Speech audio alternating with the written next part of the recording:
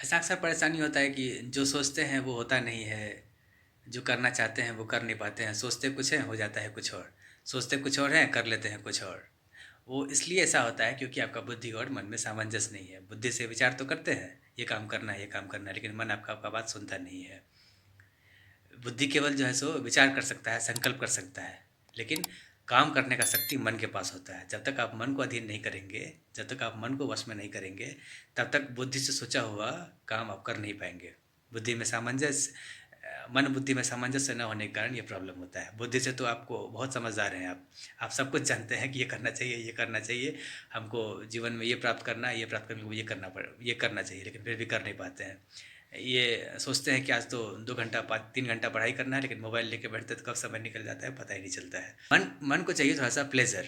मन शांत होना चाहता है। मन को भी शांति ही चाहिए एक्चुअली। मन भी बेचारा शांति होना चाहता है, कहीं एक जगह स्थिर होना चाहता है। तो अगर आप मन को स्थिर करने के लिए समझ जाएं, मन को स्थिर शांत कैसे किया जाए, तो फिर आपके लिए बड़ा आसान हो जाएगा। फिर आप पढ़ाई कीजिए, चाहे मोबाइल में कुछ और चलाइए, इंटरनेट चलाइए, आपके लिए दोनों बराबर हो जाएगा। अगर आप एक बार मन को जान लेते हैं ठीक ठीक मन शांत कैसे होता है। मन को शांत करने का भी एक कला है। मन को एक बार आप शांत करने चले जाइए तो आपके जीवन का सारा समस्या का समाधान ऐसे ही हो जाएगा। तो मन बुद्धि में सामंजस्य बैठाने के लिए सबसे पहला तो आपको कदम ये उठाना चाहिए कि सबसे पहले तो ज़्यादा सोचना बंद कीजिए, ज़्यादा विचार मत कीजिए, ज़्यादा बुद्धि को चलाइए ही मत। उतना ही बुद्धि का उपयोग कीजिए जितना की ज़रूरत है। तो बुद्धि में बस उतना ही विचार कीजिए जो कि आज आपसे होने वाला है। जो आप संकल्प करते हैं आज करने का, उसको कर ही लीजिए, किसी भी हाल में उसको छोड़िए मत। अगर आप छोड़ देते हैं, अगर आप छूट जाता है तो आपका एक आत्मविश्वास टूटता है, आपका कॉन्फिडेंस खत्म होने लगेगा। और अगर आप छोटा सा भी कोई संकल्प लेते हैं काम करने का और उसको पूरा करते हैं, तो देखिए भीतर से कितना खुशी होता है, एक कॉन्फिडेंस जागता है कि हाँ नहीं, मैं कर सकता हूँ।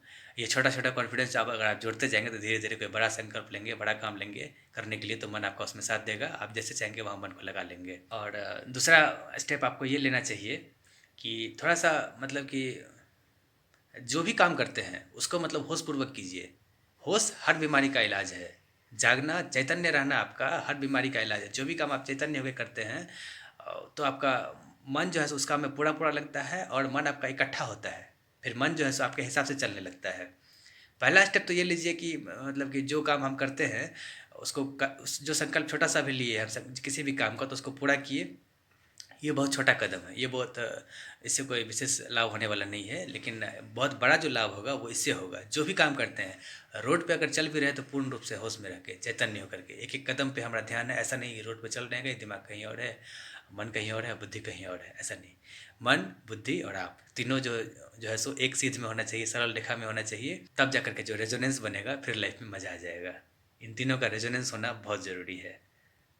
जब ये सब साधारण काम, छोटा छोटा काम जो आप जीवन में करते हैं, चलना फिरना और खाना पीना खाना, कोई भी काम करना, जब आप इसको चैतन्य होकर करने लगेंगे, तो बाकी सब जो डिफ़िकल्ट काम है, जो आपसे नहीं, जो जहाँ आपका मन नहीं लगता है, वो भी आपसे होने लगेगा। ये बात तो कहना बिल्कुल ठीक नहीं है कि जो आपसे नहीं हो पाएगा। आप करने का तो आप बहुत कुछ कर सकते हैं, लेकिन ठीक ठीक आप करना चाहते नहीं हैं। जिस दिन आप चाह लेते हैं कुछ करना है, तो आप कुछ भी कर सकते हैं। आपको अभी अपनी शक्तियों का बिल्कुल भी अंदाज़ा नहीं है। जिस दिन आप जागेंगे, जिस दिन आप स्वयं को जानेंगे, तो आपको पता चलेगा कि आप क्या हैं, कौन हैं और आप क्या कर सकते हैं, कितना आप में पोटेंशियल है। इसलिए कोई जब बोलता है ना, ये कोई बच्चा बहुत पढ़ने में कमज़ोर है, कोई बच्चा पढ़ने में बहुत तेज़ है, हमको बड़ा गुस्सा आता है। हर बच्चा, परमात्मा इतना कंजूस नहीं है, किसी को देगा किसी को नहीं देगा। वो सबको समान रूप से दे के भेजा है इस संसार में। कोई बच्चा पढ़ने में कमज़ोर इसलिए है क्योंकि उसका ध्यान कहीं और लगा हुआ है, मन अभी कहीं और लगा हुआ है। जिस दिन मन इधर लग जाएगा, उस दिन वो भी कमाल कर देगा। वो सोया हुआ शेर है, भी उसका ध्यान कहीं और लगा हुआ है।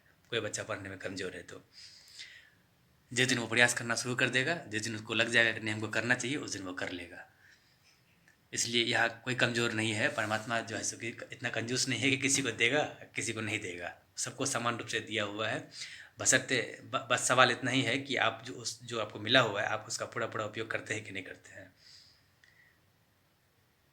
दिक्कत ये है कि ऐसा नहीं है कि मन को प्लेजर चाहिए। अगर आप मान लीजिए मोबाइल देख रहे हैं, मोबाइल में घंटों समय निकल जाता है देखने में, मन आपका वहाँ बिल्कुल शांत रहता है, ठीक है ना, तो आपको बहुत अच्छा लगता है वहाँ पे।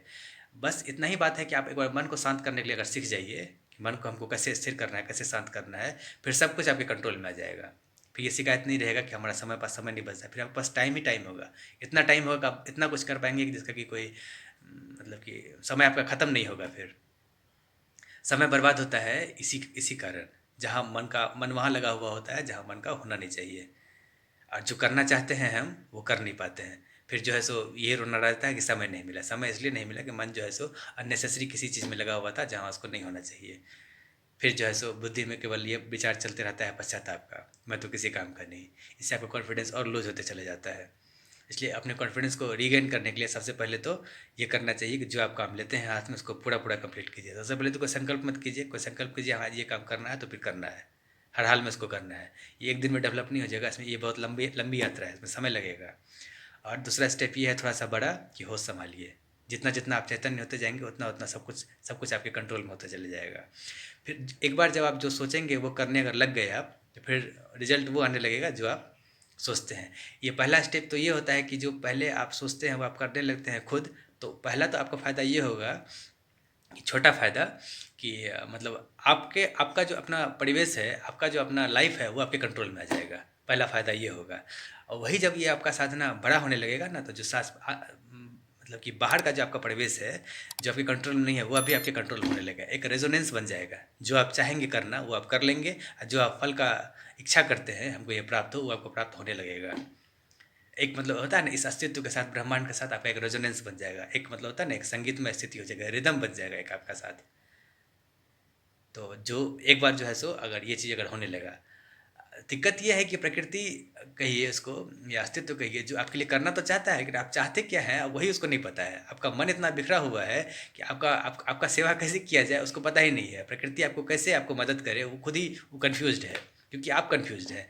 जब आप क्लियर हो जाएंगे तो प्रकृति भी जो है सो जो नेचर है वो भी, उसका भी दिमाग क्लियर हो जाएगा कि आप क्या चाहते हैं, आपको क्या करना है।